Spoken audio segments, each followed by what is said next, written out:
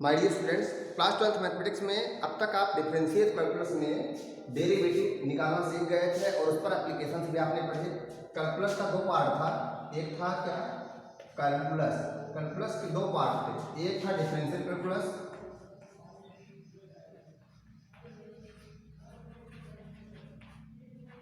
और दूसरा है इंटीग्रल कैलकुलस।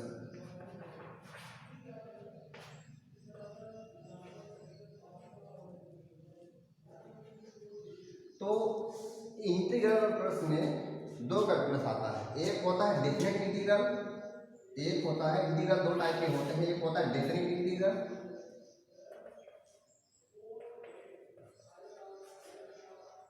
एक होता है इनडेफिनेट इंटीग्रल।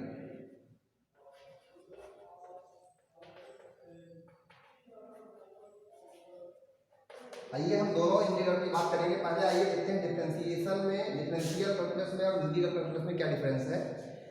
आपको मालूम है यदि कोई फंक्शन f(x) दिया होता था, किसी इंटरवल i में डिफाइंड था। मान लीजिए फंक्शन f है, ये किसी इंटरवल i में डिफाइंड है, तो इंटरवल i के हर एक पॉइंट पर मान लीजिए ये फंक्शन f(x) जो है डिफरेंशिएबल भी है। मान लेते हैं for every x belongs to i this f(x) is differentiable. आप ध्यान दीजिए, यदि f(x) का डेरिवेटिव हमें मालूम है, f(x) का फंक्शन f का डेरिवेटिव इस इंटरवल i के हर एक पॉइंट पर हमें मालूम है, यानी कि i के हर एक पॉइंट पर ये फंक्शन f(x) जो है डिफरेंशिएबल है। और मान लीजिए इसके हर एक पॉइंट पर, इस इंटरवल i के हर एक पॉइंट पर हमें इसका डेरिवेटिव मालूम है, इस फंक्शन f(x) का डेरिवेटिव हमें मालूम है। तो इतना तो आप जानते हैं, ठीक। अब ध्यान दीजिए, क्या ऐसा भी पॉसिबल है कि यदि हमें किसी फंक्शन के किसी पॉइंट पर, डोमेन के किसी पॉइंट पर यदि मुझे डेरिवेटिव मालूम हो तो हमें वो फंक्शन मालूम हो जाए, उस जिस पॉइंट पर ये डेरिवेटिव आया है फंक्शन का, तो इसी फंक्शन, इसी डेरिवेटिव से हम फंक्शन को पा सकें। क्या ऐसा कोई तरीका है? तो जो तरीका है वो तरीका है क्या? इंटीग्रेशन।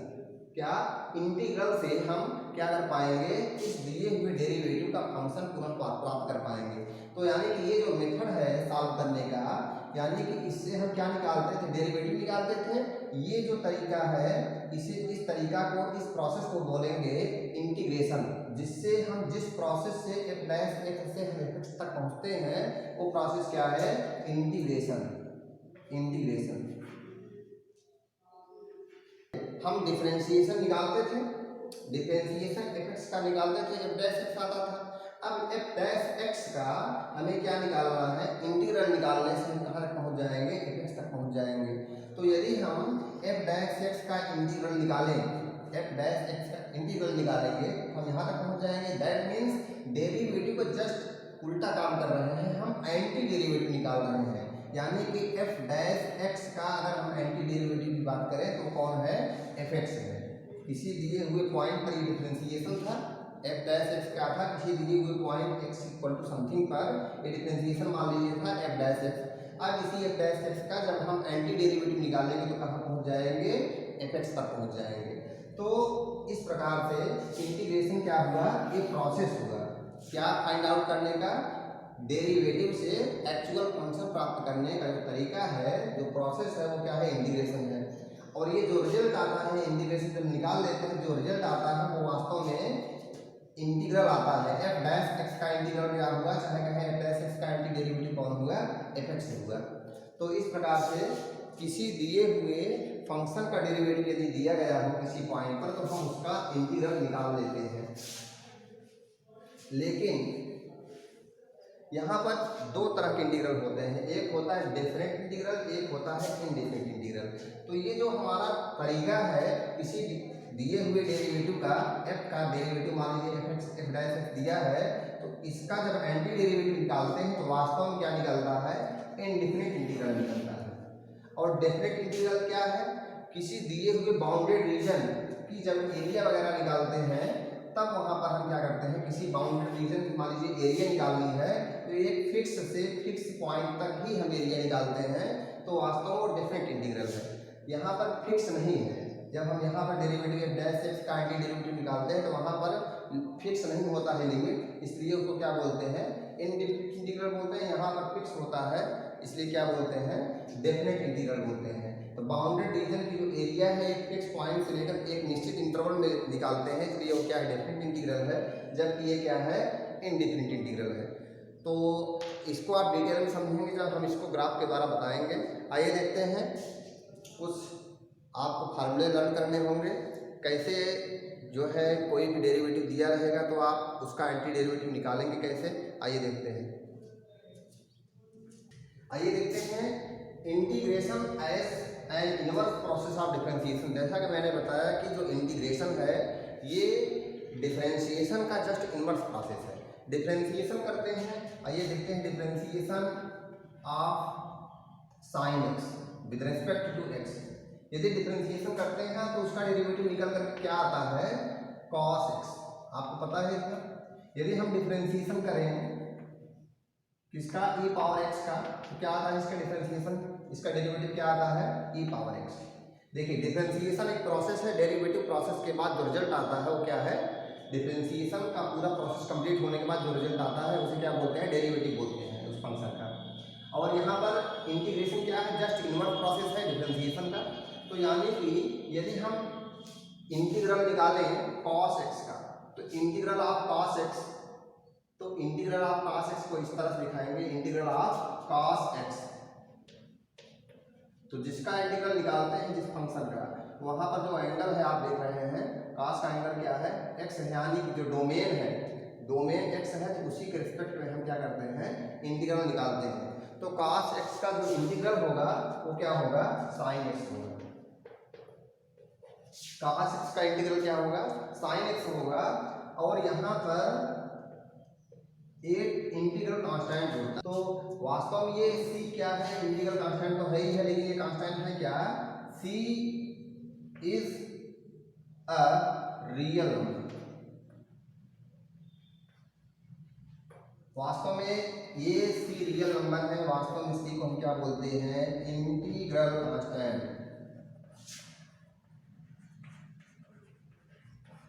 चाहे बोले c इज इंटीग्रल कांस्टेंट, अथवा बोले c क्या है, रियल नंबर है, आर्बिट्रेरी कांस्टेंट भी बोलते हैं इसको, आर्बिट्रेरी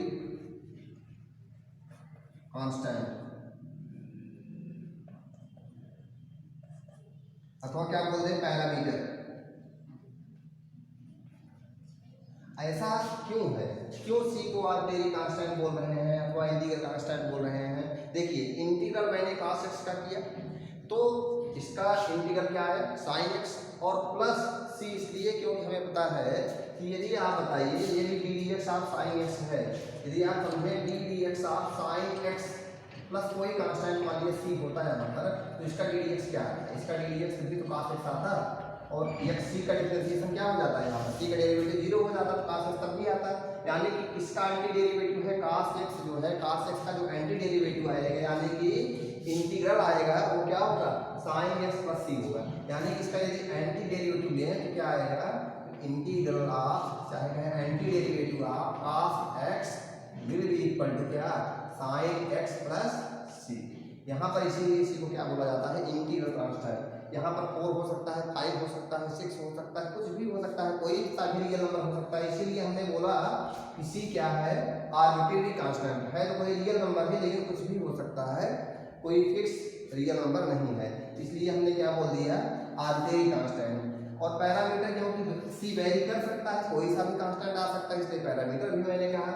इंटीग्रल कांस्टेंट क्यों है, क्योंकि आप इंटीग्रल निकाल रहे हैं cos x dx का, कोई कांस्टेंट आ रहा है तो इंटीग्रल कांस्टेंट बोल दिया आप इसको।